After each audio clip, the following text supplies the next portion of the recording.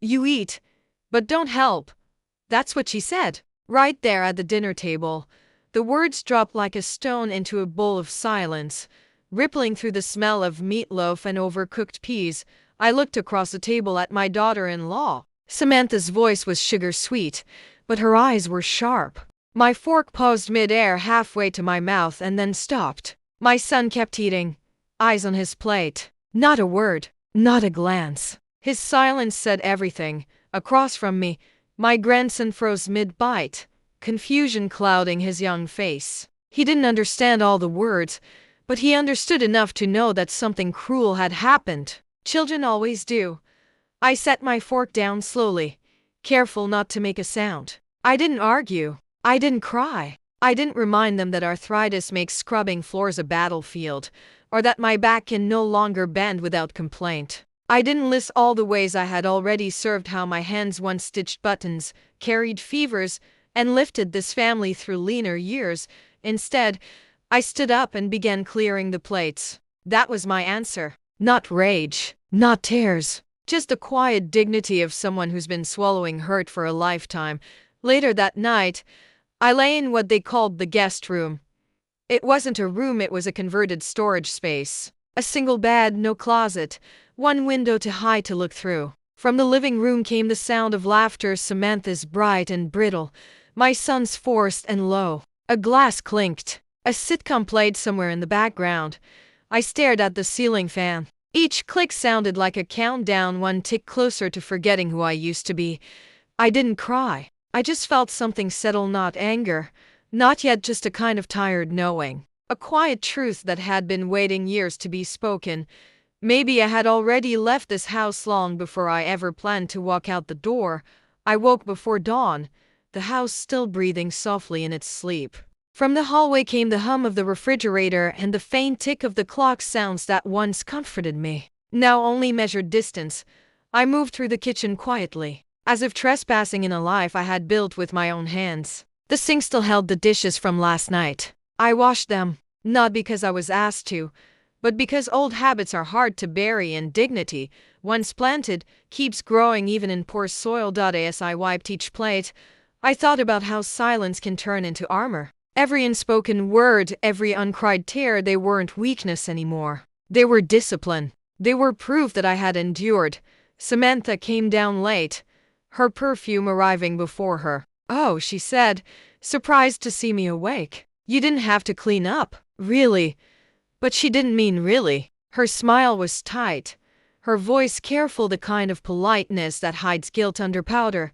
"I couldn't sleep," I said. She nodded, poured herself coffee, and didn't offer me any. When she left the kitchen, I stood there alone with the sunlight creeping across the tiles. It touched everything: the chipped countertop, the old photographs, the quiet space where my husband's laugh used to live.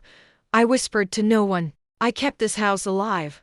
And for the first time, I didn't sound like I needed to be convinced. 2 days later, they packed their bags for a weekend getaway. "Just a little break," Samantha said. "We need space." Jason couldn't meet my eyes. He just kissed my forehead out of habit, not affection, and followed her out the door. When the sound of the car faded, I stood in the doorway for a long while, listening to the emptiness echo through the halls. It was strange how the house felt lighter without their voices, as if the walls could finally breathe again.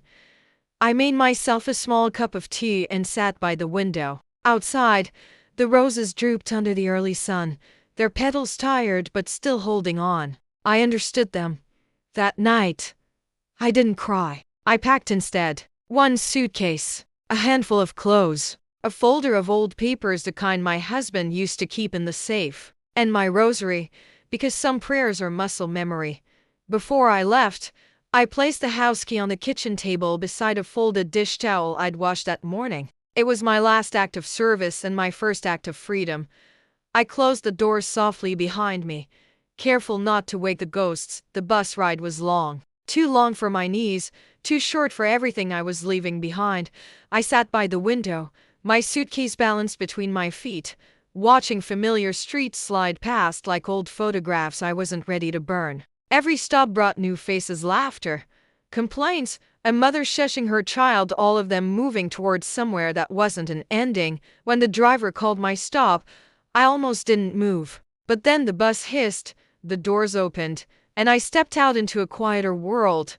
The care home sat at the end of a narrow lane, hidden behind a row of overgrown hedges. It wasn't pretty peeling paint, curtains drawn, but there were flowers by the door, and that felt like enough. The sign above the entrance read Haven House. I didn't know then how much those two words would come to mean. Inside, the air smelled of boiled peas and bleach. The receptionist was kind in the way tired people often are. She slid a clipboard toward me. "Fill these out, dear. No questions. No pity. Just paper and a pen that didn't work unless you pressed hard."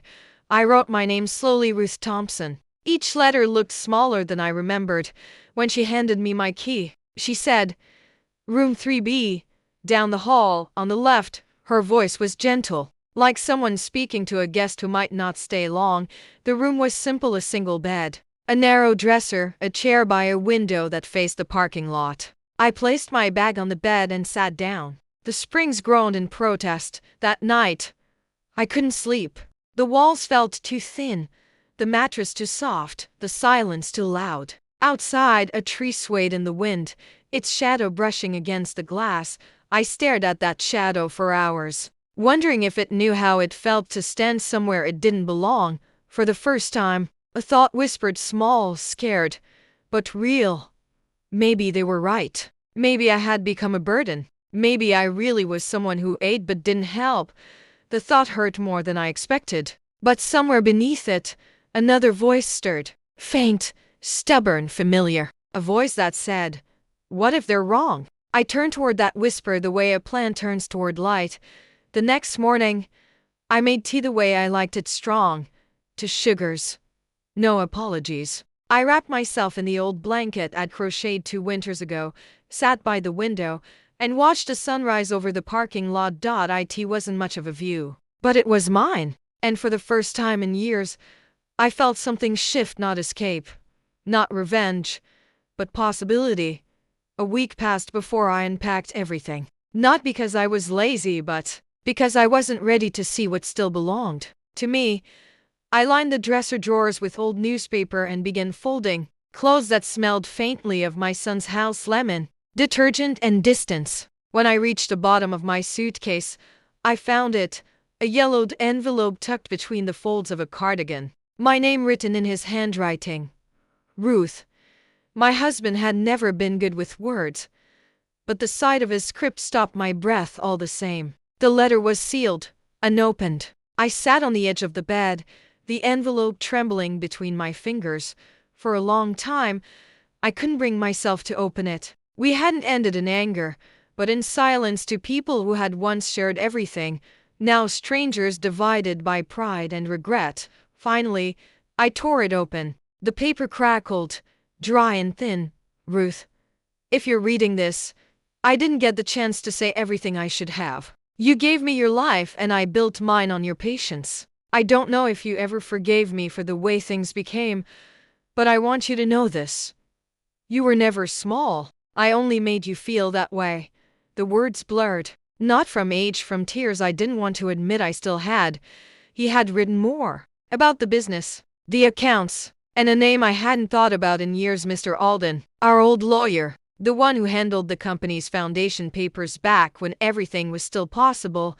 If anything happens to me before we fix things, talk to Alden. He'll understand what to do. That night, I called the number at the bottom of the page, the one written in fading blue ink. It rang 3 times before a low voice answered, "Mr. Alden's office." When I said my name, there was a pause. A long one. Then a voice, older now, slower, said softly, "Mrs. Thompson, I've been waiting for this call." The next morning, I took the early bus into town. The same one my husband used to take all those years ago. The streets had changed, brighter lights, colder faces, but the law office still stood on the corner, with its brass sign dulled by time. When I stepped inside, the receptionist looked up, startled. "Mrs. Thompson? He said you'd come." In Mr. Alden's office, the air smelled like paper and rain. He looked older but familiar, the kind of face you trust because it's already seen too much. He gestured for me to sit. "Your husband left something in trust," he said.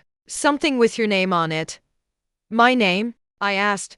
He nodded, opening a drawer. Inside was a leather folder, worn at the edges. He slid it across the desk. Not everything he owned was listed in his will, he said quietly. Some things he built under both your names. My fingers hovered over the folder. For years, I thought I had nothing left. But now, something in me stirred, not greed, not shock, recognition. Sometimes the past doesn't haunt you. Sometimes it hides, waiting for the day you're strong enough to face it. The folder felt heavier than it should have. Old leather, cracking at the spine. The kind of thing that carries more than just paper, it carries years. I opened it carefully, like touching something sacred. Inside were documents, bank slips, deeds, contracts stamped with the name Thompson Industries, the company my husband built from the ground up. But in the corner of every page, my name appeared. Small, handwritten initials first, signature last. Ruth M. Thompson. My throat tightened. For decades, that company had been his pride, his story, his legacy. I'd always thought my role ended at making coffee for board meetings and remembering birthdays. But there it was, proof that my signature had been there all along, not just as witness, but as co-founder. Mr. Alden sat across from me, hands folded, watching carefully. Your husband registered the company under both names, he said softly. You were equal partners from the start. I shook my head slowly. He never told me. He didn't tell anyone, Alden said. But he made sure it was legal, binding, yours as much as his.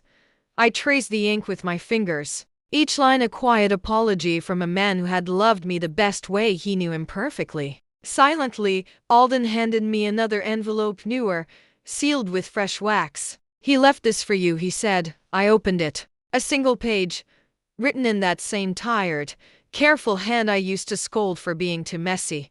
Ruth, if I am gone, make sure they know what you built. I know you won't fight for it. That was always your kindness and your flaw. But this time, you don't need to raise your voice. The truth will speak for you. My heart ached in that strange way love does after loss, not sharp, not bleeding anymore, just heavy with the weight of what might have been different.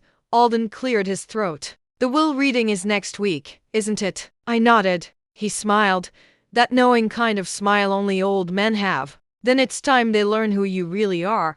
I closed the folder and held it to my chest. For the first time in years, I didn't feel like a guest in my own life. I felt like a woman holding her name again, steady, rightful, whole. When I left his office, the sky was beginning to rain. Not the sad kind, the cleansing kind. Drops slid down my coat, cool and deliberate, like the world itself was washing away everything false that had ever been said about me. By the time I reached the bus stop, I was soaked through. But I didn't care, because for the first time in years, I wasn't cold. The day of the will reading arrived cold and gray, the kind of morning that smells like endings. I wore my oldest black dress, the one I'd mended twice, and pinned my hair neatly behind my ears. I didn't want to look rich or poor, pitiful or proud, just present, visible. When I arrived, they were already there. Samantha, sitting straight-backed, her lipstick too red for mourning. My son, Jason, pacing, pretending to care about decorum while checking his watch every minute. And across from them the lawyer's chair, empty for now, waiting. They barely glanced at me when I entered. Samantha muttered something about late entrances. Jason offered a thin smile that didn't reach his eyes. I simply nodded and took the last seat at the end of the table, where widows are supposed to sit quietly. The ticking clock filled the silence until Mr. Alden arrived, briefcase in hand. He gave me a small nod, the kind that said I'm here, and I remember. He placed the briefcase on the table and opened it with a soft click. Thank you for coming, he began. Mr. Thompson left detailed instructions for how his estate and business should be divided. Jason leaned back in his chair, confidence painted across his face. He thought this was already won. After all, wasn't he the son, the rightful heir, the only one who mattered?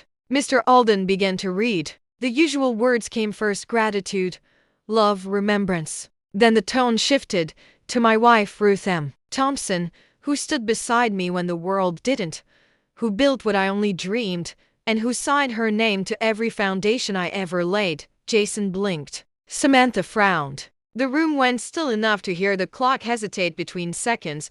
Alden continued. To my son, Jason. I leave the wisdom to ask questions before assuming answers. He turned the page. To my wife. I leave controlling interest in Thompson Industries. In accordance with the founding documents signed under both our names in 1984, Samantha's hand flew to her mouth. Jason leaned forward. That's a mistake, he said sharply. My father owned that company, Mr. Alden didn't flinch. Actually, he said, calm as rain, he co-owned it. Mrs. Thompson was the co-founder and remains the legal beneficiary. Jason's voice broke into disbelief. She didn't even work there. I finally spoke, my voice quiet, but it filled the space like thunder withheld too long. No, Jason, I worked here. I built it while you were learning how to walk. Every design, every expansion, every late-night meeting, I was there, just behind the curtain where women are expected to stay. He stared at me, face pale. Samantha looked between us, realizing the ground beneath her heels wasn't marble, it was glass. Mr. Alden folded the papers neatly. There's one final clause, he said. Should anyone contest this, all inheritance from the estate properties, accounts, shares will immediately transfer to the original partner, Mrs. Ruth M. Thompson. Silence. The kind that feels alive. Jason swallowed hard, his voice breaking under the weight of pride. You knew? He whispered. I met his eyes. I did. But I wanted you to learn who I was, not from money, but from truth. The rain outside hit the windows harder, like applause from the heavens. When it ended, no one spoke. Only the clock dared to move again, and for the first time in that house, my name didn't echo in the background. It stood in the center of the room, unshakable, rightful, and mine. No one moved for a long time. Not even the clock dared to tick too loudly. Jason sat there, staring at the stack of papers as if they were written in a language he'd never learned. Samantha's red lipstick had faded. She kept wiping it with a napkin, as if scrubbing away the silence itself. Outside, the rain had stopped, but the sky still carried that heavy gray that comes after a storm when the world is washed clean. But no one feels ready to step outside. I gathered my purse, stood up, and said, I'll be in the car. My voice was calm, not triumphant, not cold. Just free. Mr. Alden gave me a small nod, then turned back to Jason and Samantha. You should be proud, he said softly. Few men leave this world having the wisdom to correct their own story before it's too late, but pride has a way of drowning in its own silence. In the parking lot, I stood under the awning, feeling the wet air cling to my skin. The clouds were breaking apart above the trees, a thin line of sunlight pushing through, pale and patient, like forgiveness testing its way back into the world. I watched it for a while before Jason finally came out. He didn't speak at first. He just stood beside me, hands in his pockets, shoulders trembling like a boy who'd forgotten how to be a son. Why didn't you tell me? He asked finally, his voice breaking on the you. I looked at him. I tried, I said. You just never heard me. He nodded, slow and aching. All his certainty had drained away, leaving behind something human, fragile, real. I said awful things, he whispered. Yes, I said quietly. You did. He waited for anger. It never came. I'm not angry, Jason. I'm just tired of pretending I was never here. Samantha appeared then, her heels clicking too loud on the wet pavement. Her eyes were swollen. She handed me an umbrella, not as peace, not yet, but as acknowledgement. Rain's starting again, she murmured. I smiled faintly. Let it. For a moment, the three of us stood there under the same patch of gray sky, family by blood, strangers by choice, and something new by necessity. When I finally drove away, I didn't look back at the office or the house or the past. The folder rested beside me on the passenger seat, the name Thompson embossed faintly on its edge. But I wasn't looking at it for proof anymore. The proof was in the quiet, in the stillness that comes after thunder when you realize the world hasn't ended. It's just finally beginning again. It took weeks for the noise of that day to fade, but peace moves slowly, it doesn't rush in. It grows roots. I rented a small apartment on the edge of town. 1 bedroom, 1 balcony, 1 kettle. No grand chandeliers, no voices measuring my worth in chores. Just space to breathe in a chair that faced the morning sun. Every dawn I made tea, opened the folder, and reread my name on those papers, not for proof anymore, but as a kind of prayer. Some mornings I laughed. Some mornings I cried. Both sounded the same, like freedom learning its voice. Then came the letter, typed neatly, postmarked from the bank. Alden had transferred the accounts, the shares, the property rights. All mine now, he wrote. Yours to keep, or yours to use. That night I couldn't sleep. Money had never been the dream. I kept thinking about all the women I'd met in that care home, hands twisted by work, voices shrunk by time. Women who built lives from nothing, then watched their names disappear from the stories they helped create. So I went back. Not as a resident this time, but as a visitor. I brought cakes, books, and an envelope for the manager. I'd like to start something here, I said. A small fund for women with no one left but themselves. He looked at me, surprised. What should we call it? I smiled. The House of Second Chances.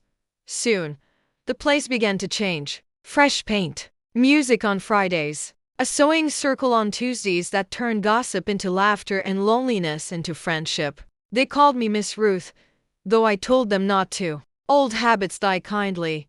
Jason visited once. He brought flowers and humility. I'm proud of you, Mom, he said. I laughed softly. You always could be, if you looked long enough. We walked through the garden in silence, the kind that forgives without needing words. That night, as the lights dimmed and the women hummed a hymn from somewhere deep in their memory, I realized something simple. Winning isn't loud. It's the quiet sound of someone rebuilding what was broken without bitterness, without permission. Outside, the rain returned, gentle this time, like applause muffled by distance. And under its rhythm, I whispered to myself, every ending is a room you walk out of. Every new beginning is one you build with your own hands. Word about the fund spread faster than I expected. It started small, one article in the local paper. A photograph of me standing between two old rose bushes at the care home. Then came the letters, dozens of them, from women who had built families, companies, and dreams that history somehow forgot to mention. Some wrote in tidy cursive, some in shaky hands. But they all said the same thing. Thank you for reminding me I was part of something. Every story felt like a seed falling into soil I'd already tended. And slowly, the House of Second Chances began to grow beyond its walls. One woman used the grant to buy new sewing machines and hired 3 widows from her neighborhood. Another opened a bakery, said the smell of bread helped her remember joy. Even the quietest ones bloomed. They wrote to me, saying things like, I finally feel seen again. I spent my mornings reading those letters with tea, and my evenings planting flowers outside the care home. Roses, lilies, mint, whatever I could find. Every stem was a story, every petal a reminder that something broken can still bloom beautifully if given light. Jason visited more often now. He'd help with the heavy pots, water the garden, and never once spoke about money again. He didn't have to. Our silence had changed. It wasn't distance anymore. It was understanding. One afternoon, as we stood side by side, he asked quietly, Are you happy here? I looked at the women laughing under the porch, the smell of fresh bread from the kitchen, the garden stretching wide with color. Happier than I ever was in that big house, I said. He smiled, a little sadly. Dad would have liked this, I nodded. I think he would have. That night, after everyone had gone, I sat alone in the garden. The air smelled of rain and earth, that old familiar scent that followed every ending in my life, but this time, it didn't smell like loss. It smelled like beginning. I thought about the woman I used to be, quiet, obedient, convinced her voice was too soft to be heard. Then I thought about the women now writing letters because my silence had finally turned into speech. Maybe that's what legacy really is, not buildings, not names on plaques, but courage that keeps passing hands. The wind moved through the garden, brushing the petals as if applauding them. And for the first time, I understood. I hadn't just rebuilt my life. I had rewritten what survival looked like. Summer came gentle that year. The garden outside the care home stretched wide with color roses, marigolds, lavender. Every time the wind moved through them, it sounded like laughter that refused to fade. I spent most mornings sitting under the arbor, a cup of tea in one hand and a letter in the other. Letters still arrived, thank yous from women whose lives had found new rhythm, photographs of faces lit by their own courage. Each one reminded me of a truth I'd spent a lifetime learning. It isn't the loud who change the world. It's the steady hands that refuse to stop building. Jason visited on Sundays now. He always brought his daughter bright eyes, paint-stained fingers. She'd run straight to the garden, announcing which flower was her favorite that week. One afternoon she asked, "Grandma, why do you plant so many roses?" I smiled. "Because they're stubborn. They bloom even after being cut." Jason looked down at the soil and nodded. He understood more than my words. When evening came, the sky turned that color between peach and memory. The women sang from the porch old hymns stitched with new hope. I listened, eyes closed, breathing in the sound of peace finally earned. Forgiveness had taken its time, but it arrived quietly, like a guest who'd been standing at the door all along. I forgave Samantha for her sharp words, my son for his silence, and myself for the years I mistook endurance for love. Pain had been the teacher, but grace was the graduation. As the first stars blinked awake, I walked through the garden one last time. The petals glowed in the moonlight, dew gathering like tears that no longer hurt. I knelt beside the newest bush and pressed my palm to the earth. It was warm, alive. "If anyone asks what I built," I whispered, "tell them it had roots." The sea breeze carried the scent of roses through the night. It drifted across the porch, through the halls, out into a world that was finally ready to listen. And for the first time in my life, I didn't need to be remembered. I was simply here.